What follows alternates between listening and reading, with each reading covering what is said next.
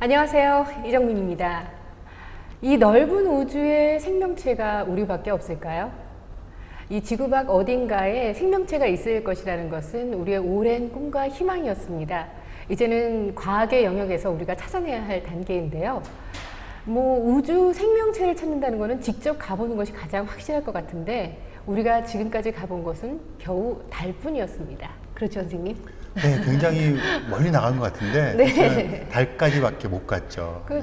달도 결국은 지구의 자식이니까 지구를 네. 벗어나지 못한 거네요. 맞아요. 네. 지구랑 충돌해서 떨어져 나간 걸 생각하니까 어떻게 생각하면 정말 그러네요. 네. 네.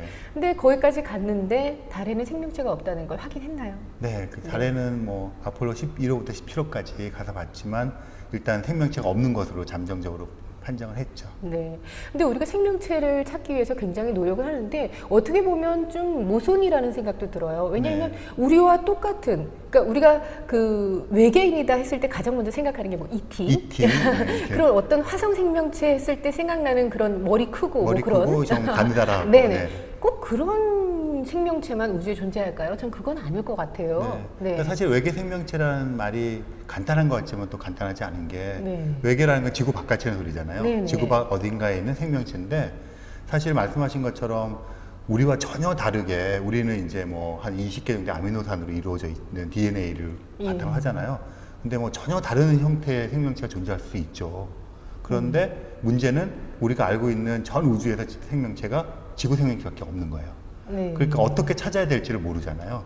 그러니까 결국은 외계 생명체 찾는다 그러지만 지구 같은 환경에서 지구와 비슷한 어떤 조건을 가지고 있는 곳에서 태어난 생명체들을 찾아 나가다 보니까 결국은 지구 생명체와 닮은 쌍둥이, 네. 사촌 그런 애를 찾을 수밖에 없는 거죠. 그러니까 정말 과학적인 한계 내에서 생각을 한 건 한계인데 네. 과학적이지 않은 게 네. 더 큰 것 같아요. 그러니까 굉장히 이게. 근원적인 예. 질문이고요. 네. 이게 하나와 둘 차이예요. 예를 들어서 화성 같은 데서 어떤 미생물을 발견했는데 예.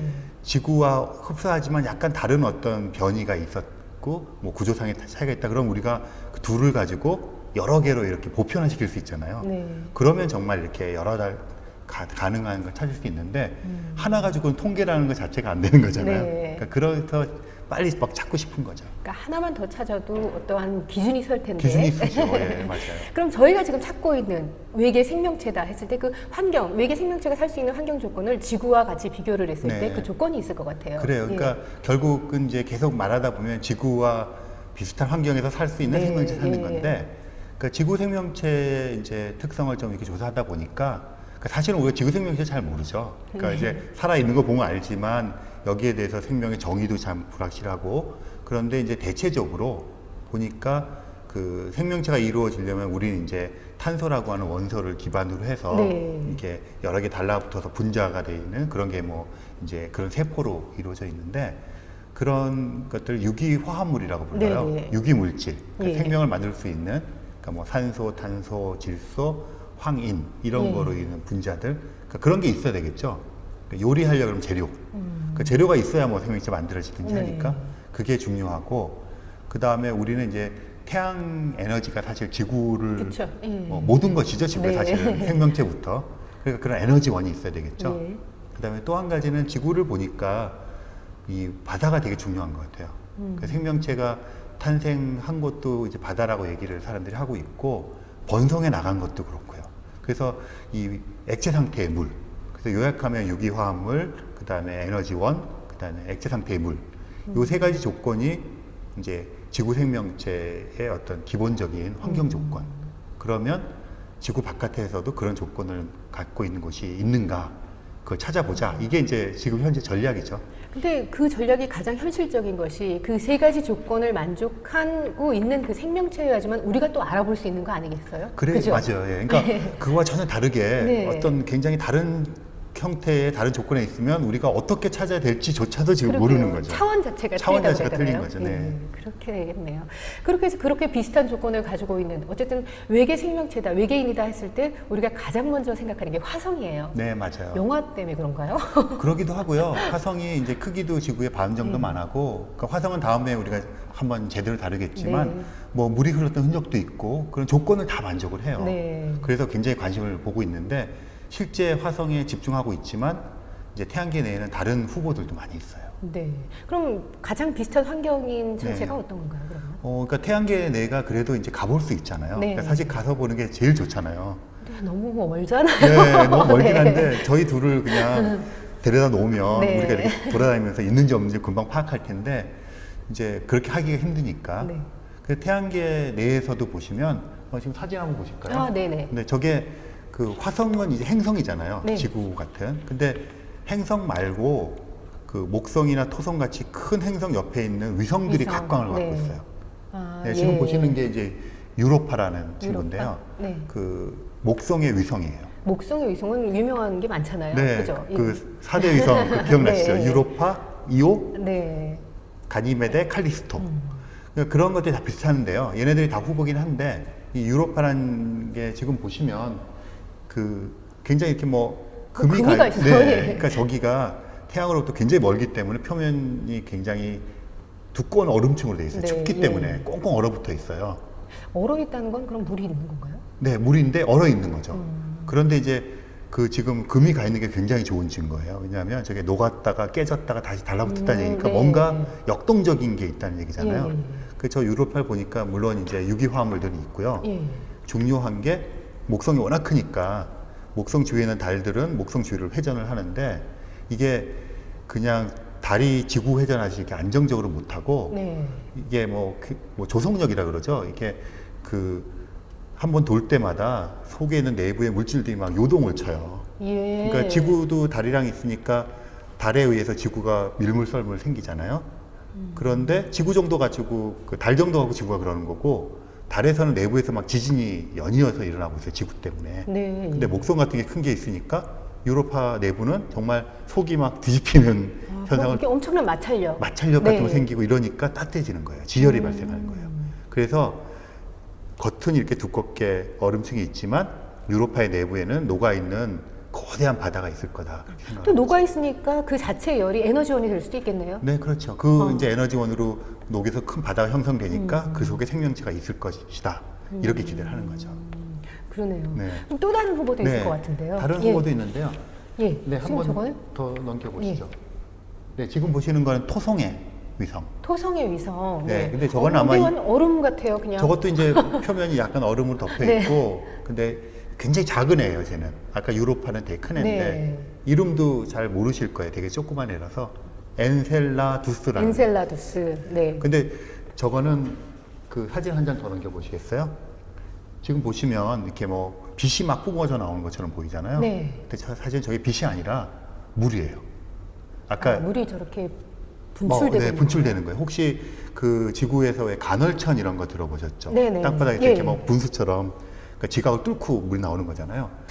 이 엔셀라두스도 상황이 유로파랑 비슷해요. 그러니까 이 목성, 토성이라고 하는 큰 행성 주위를 도니까 아까 뭐 마찰 일어나고 네네네. 조속력 때문에 지열이라니까 내부에 액체 상태 물이 있어요.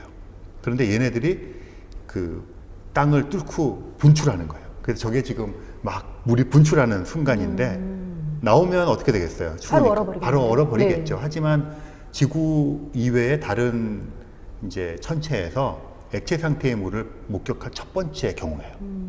예. 저게 2006년대. 그러니까 엔셀라두스는 액체 상태의 물도 저기 분출되고 있고, 뭐 당연히 에너지원은 지열 이거 네. 있고, 그다음에 뭐 유기화물이 있으니까 제1 후보로 꼽히게 되죠. 네. 갑자기 그냥 각광받게 됐네요. 네, 그래서 지금 초점이 절이 굉장히 많이 가 있고요. 그 2006년도에 발견이 됐는데 네. 그해 여름에 이제 저 엔셀라두스하고 또 이제 명왕성 퇴출이 있었거든요. 네. 그래서 수능 시험에 두 문제 다 나왔죠.